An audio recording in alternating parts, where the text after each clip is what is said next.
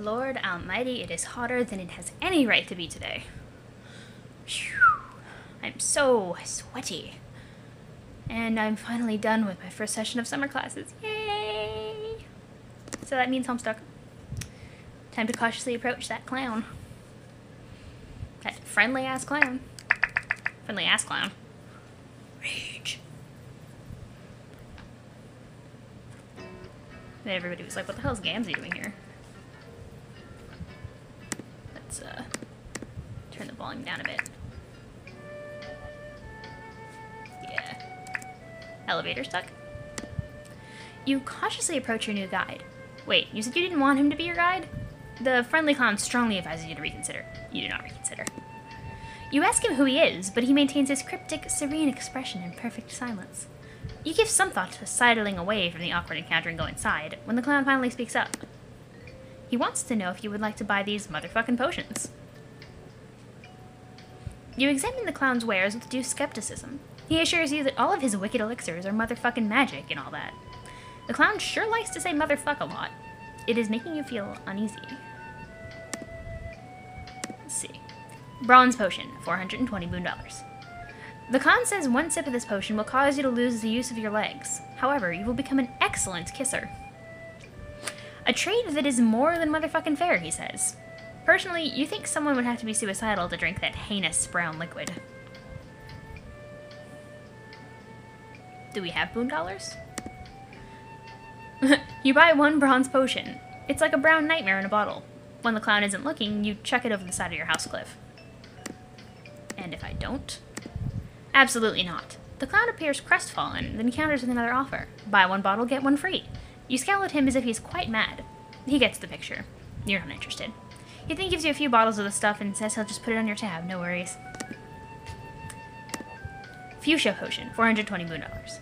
This lovely looking potion is supposed to have powerful healing properties, a must-have in the inventory of an up-and-coming maid of life. Buy fuchsia potion?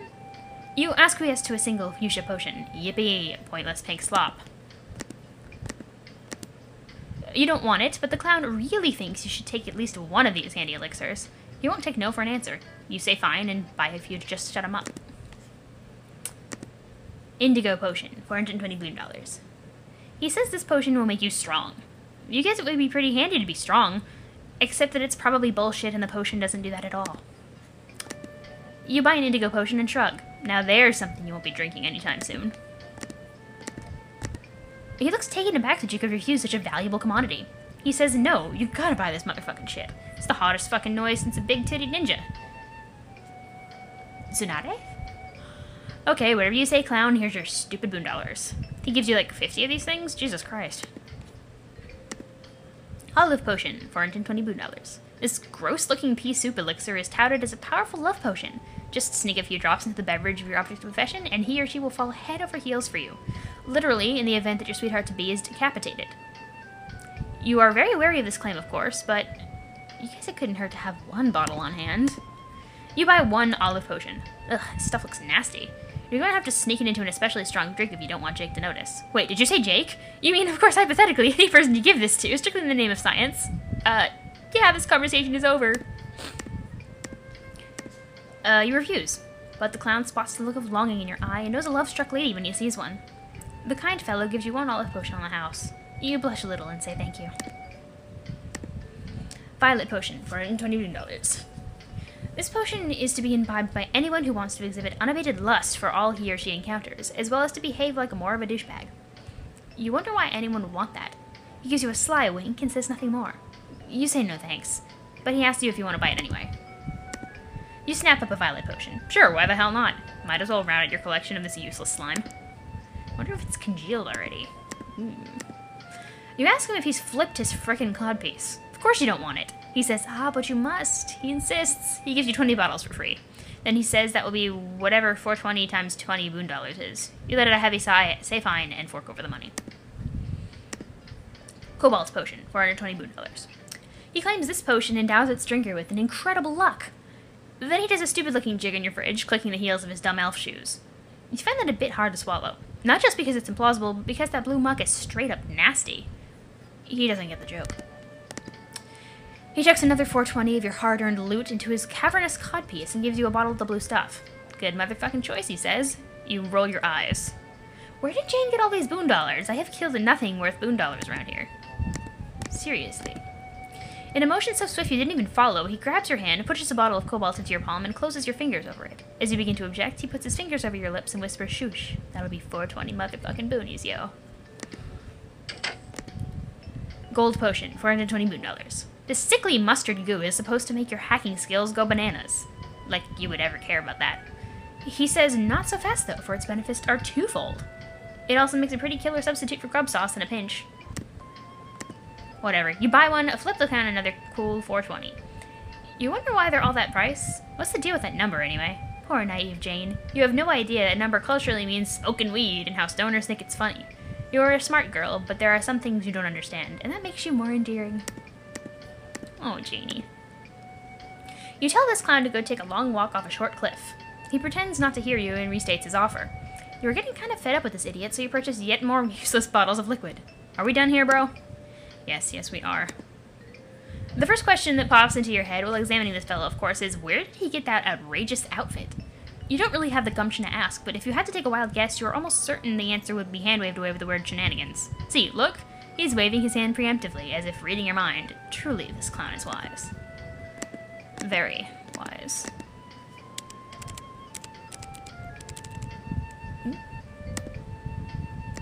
Why are there two clickies? It's a little odd. Oh.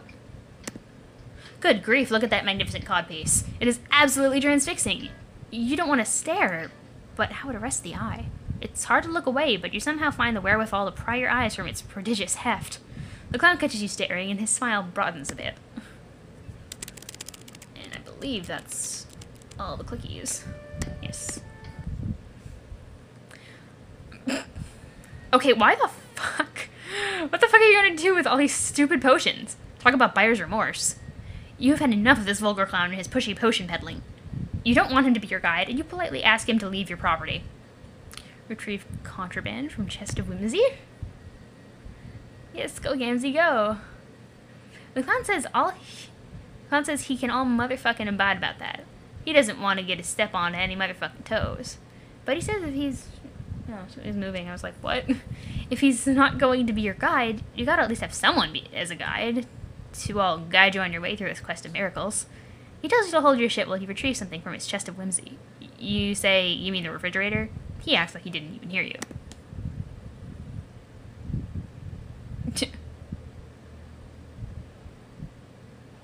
Fresh corpses? I guess we were supposed to be surprised. Yeah. Warps. Say hello to your new guide. What the fuck happened? My personality is just absolutely fucking... You're irreconcilable!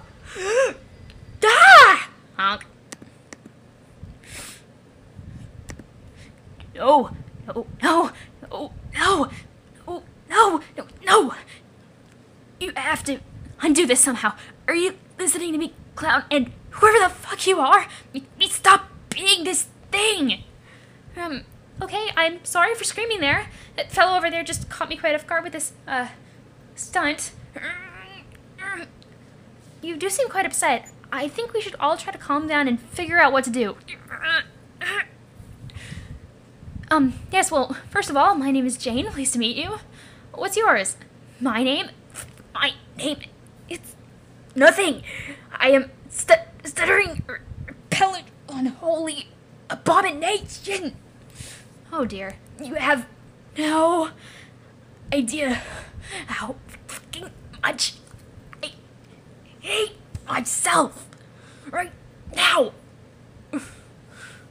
Honk. Quiet, you. This is all your fault. Look at what you've done. Shut up. I hate you both. I hate everything. I hate the way I falteringly speak out my jumbled thoughts. I hate how I drag out things I say sometimes I don't even know which parts of myself are hating which things. So I just hate everything. Hey, clown, can't you do something? This poor creature shouldn't exist. Ah, ah, ah, ah, ah, ah, ah, ah, ah. Yeah! Time to explode. Honk.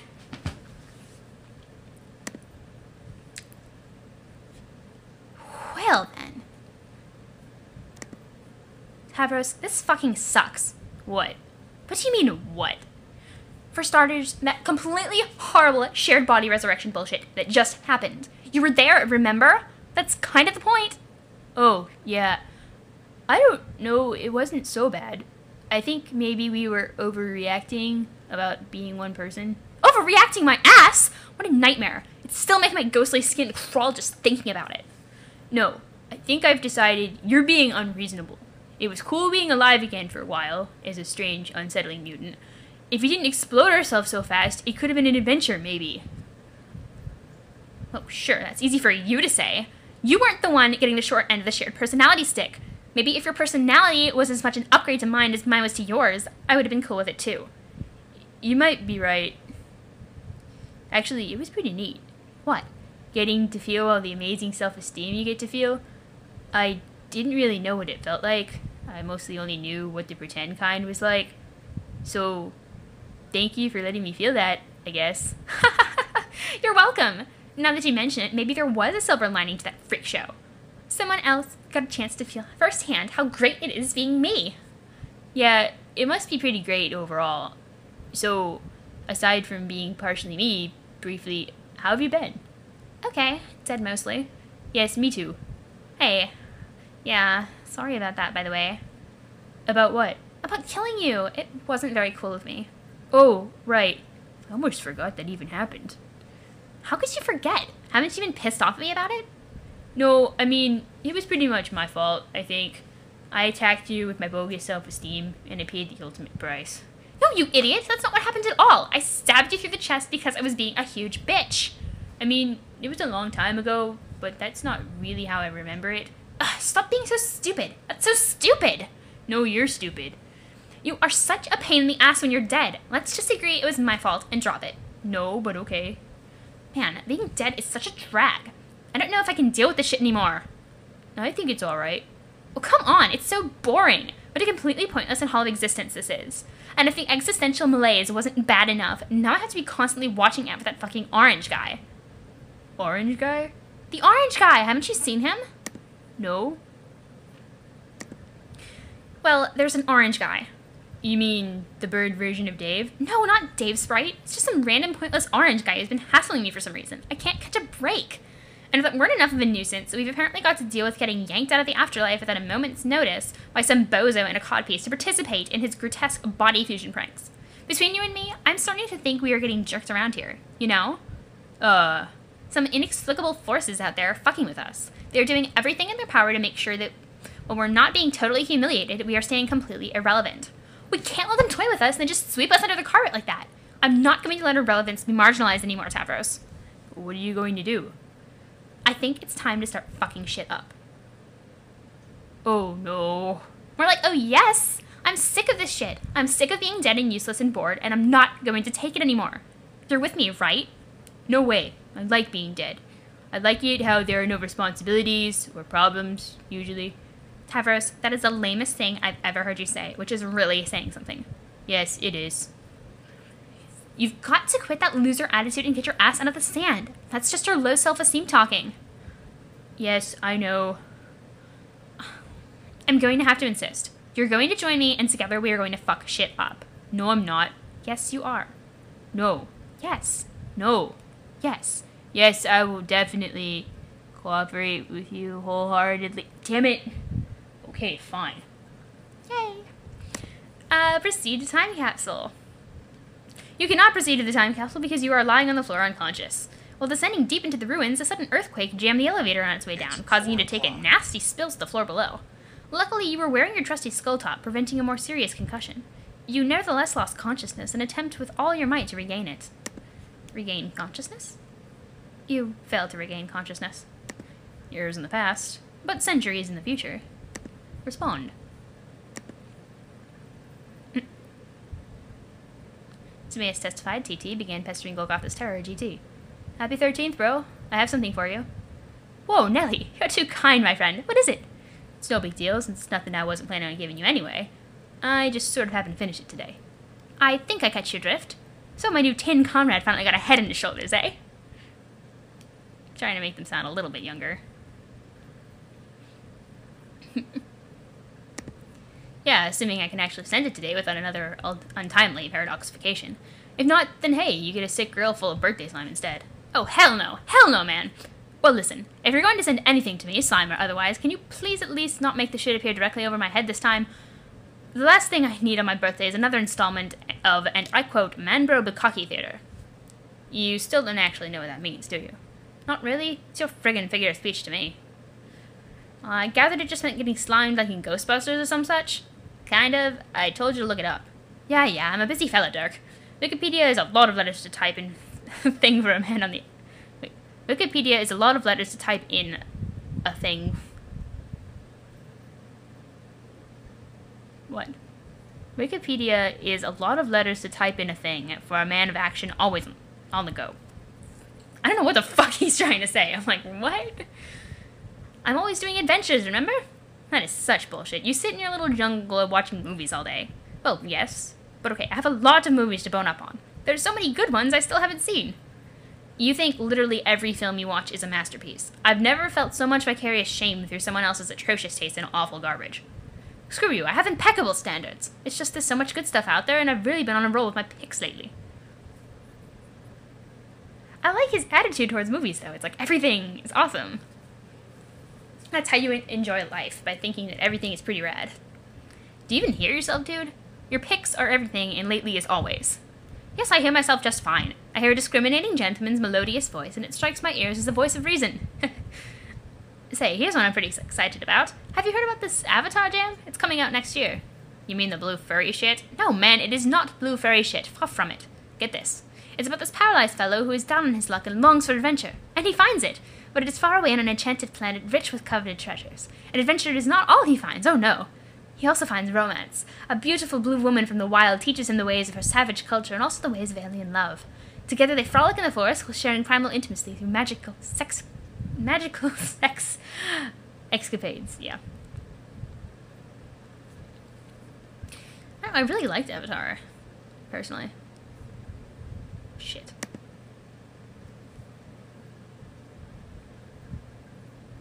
Oh, shit. Well, I'll fix that. I have to remember to fix that. Whoops. Okay, where was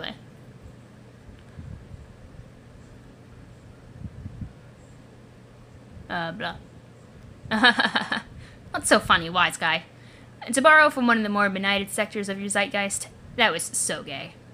Excuse me, but I fail to see what could possibly be gay about some huge, elegant blue men and women having really spiritual intercourse with their tails or something. Well, yeah, obviously not literally. Jake, where I'm from, that word hasn't even been used as a pejorative, or even much at all, in a really long fucking time. But you're from friggin' Texas, aren't you? Yes, but not exactly. Ugh, stop being such a cryptic troll all the time. Anyway, Avatar looks spectacular, and I think my preemptive review was spot on. The bloody end. Okay, but what you just said about those furries was gay as hell. It's time to face the facts. You were just treating my great taste in flicks to aloof, hipstery disdain as usual. You don't know anything about the movie. Maybe you'll like it? Nah, I saw it already. Movie sucked the smelliest shit from the ugliest butt. Sorry, man. Well, now I know you're just trolling me. It won't be out for another year. Right. Here, let me send you the rest of this robot already. You spent too long alone on that island as it is. I kinda worry about you. A man can only spend so much time in the middle of the damn ocean with nothing but pop cultural detritus and his own thoughts to keep him company. Alrighty. I hope it won't be as difficult to finish building as the rest was to assemble. Now, just screw the thing on and it's ready to go. Capital! Scoot that noggin my way and you're ready then. No.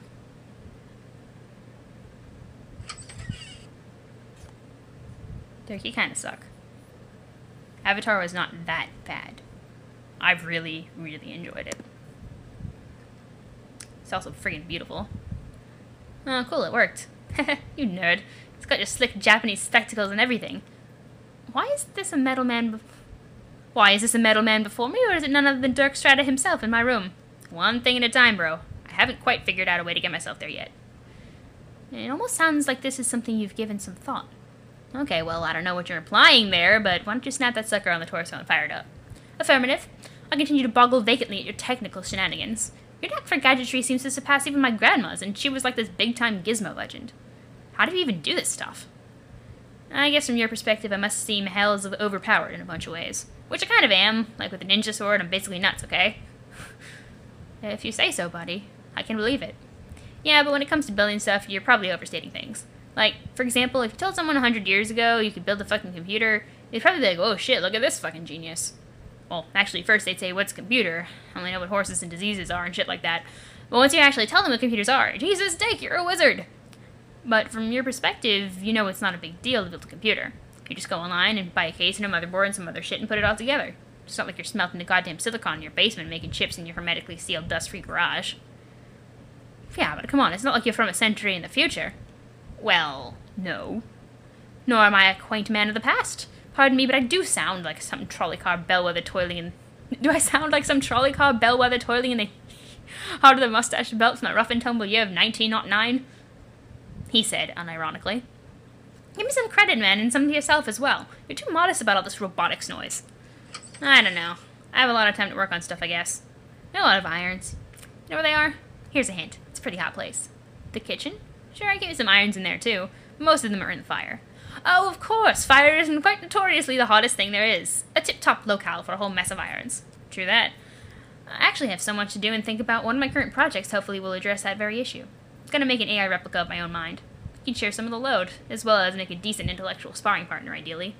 Not that my conversations with you aren't uniquely rad, but you know what I mean. See, again, I think you are downplaying a pretty neat accomplishment, if you ask me. Shrug. We'll see. Does that mean I'll have to deal with two Dirks? One who is more machine than man, and another who is a computer program you made? Ha ha ha ha ha. That's a super joke. But I'm guessing you won't be hearing much from the program. It probably won't play a significant role in either of our lives. I have my doubts it'll be a successful project, but who knows? I'd wager a tidy sum. The results of the endeavor will be sensational. I believe in you. You do? Sure, bro, I always have. You've helped me out a lot and been a good friend for ages. What? Well, I wasn't sure about doing this today, but if it's true that you do believe in me, then I guess fuck it, why not? Why not what? I guess I'll call it an extra birthday present. But instead of a present that's awesome, consider it more like a weird confession that may change the way you feel about me. Whoa, Dirk, are you, saying what I think? What? What do you think I'm saying here? Never mind, sorry for interrupting. Should I sit down for this? I don't know what to do. Wait, I already am sitting down. Maybe I should stand up? No, just chill out. Stand up, sit down, whatever. Here's the thing. You know all those painfully obvious hints I've been dropping? That always seem to be flying over your head? Maybe? I think I need a towel or something. That's a really cute thing that somebody made. Where he was, like, typing right here, he was confessing, and then he backspaced and retyped instead. About me being from the future. Oh! Oh, yes. I think so. Well, those weren't jokes. It's true. What? Oh, man, are you actually serious? Yes. So, like, you are from a century in the future? No, more like 4 centuries. The year 2422. Or as we say contemporarily, 411 PC. Post-condescension. Wow! I must say this is not the announcement I was expecting. So you are a time traveler from 2422 to help me build robots or something. No, I can't time travel. I can only send things through time occasionally. I actually live here in the future, alone in my apartment. I can send messages to you in the past, though, like I'm doing now. How? Years ago, our alien friend sent me a special chat client. It's basically just pester chum with some sort of alien technology embedded. It's specifically wired to communicate with your time period. As hours go by for me, the time it sends messages to also increments by the same amount, so we communicate in lockstep, as if we both existed in the present. She said it was important for Roxy and I to begin communicating with you and Jane. This is how we all became friends. Wait, you and Roxy? Yes, she lives in the future too, though we live nowhere near each other. I asked her to refrain from telling either of you. I wanted to be the one to let you know, to wait for the right moment. Holy fucking mackerel, this is amazing! So, you really are trusting me about this, just like that? No second thought? Well, yeah. Sure, man, why not? Wait, it's not a prank, is it? No. This would be a very shitty and boring prank. I promise it isn't. Then heck yes, I believe it to friggin' pieces. It's an awesome thing to be true. So what's the far-flung future like? Some kind of crazy robo-paradise? Not quite, but there are definitely robots. Oh man, what are your movies like in the future? I bet there are some real cinematic humdingers, like holographic stuff? Or shit you plug directly into your brain pod, right? Wait, you do have brain pods, right? No, we don't have brain pods because those aren't a thing, you just made that up. And there are no movies in the future. There are no humans either, they all went extinct. Roxy and I are the only ones left, as far as we know. Well, shit. Derek, this story got so much less awesome. Is it too late to backpedal on believing it before I start to cry? No, dude, it's too late. Tears ahoy, this motherfucker gets sad. Do you want to know what happened? Sure do. Let me just finish putting the steel mallet on my robot, and then I'm all ears. Complete robot! Oh, where did it go? Flashed up the fuck out. There he is, finished. Look at this spanking iron friend from the future. He's perfect. Oh, shoot, he just got blurry and disappeared. What the actual fuck? Don't worry, that's normal. Upon activation, he goes into stalking mode. Stalking mode? Yes, he will stalk you in the jungle and strike when your guard is down. What? That's crazy! Why would I want that? Didn't you want someone to get in scrums with? Well, yeah, but, man. He will give you all the scrums you can handle. Trust me, this will sharpen your combat skills. I guess you're right. I was just picturing a little good honest roughhousing. Why does the whole thing have to sound so sketchy and nerve-wracking?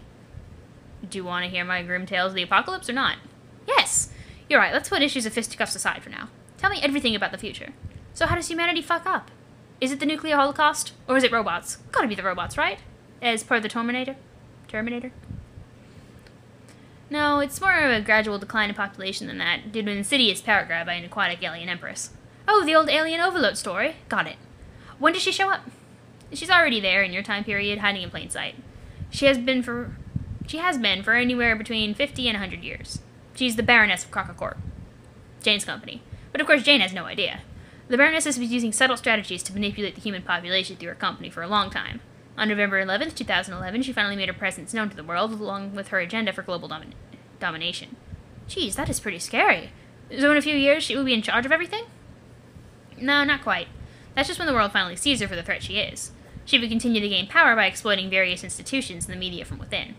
It would take the next several decades for her to claim the throne as Earth's absolute ruler. Her march to domination was facilitated by a number of scumbag sympathizers, and opposed by a few brave rebels, including my ancestor. Roxy's too. I think your ancestor qualifies as one too. In fact, I'm sure she must have been the first member of the covert opposition movement. My grandma? I do remember when I was very young she would tell me stories of the wicked woman who raised her.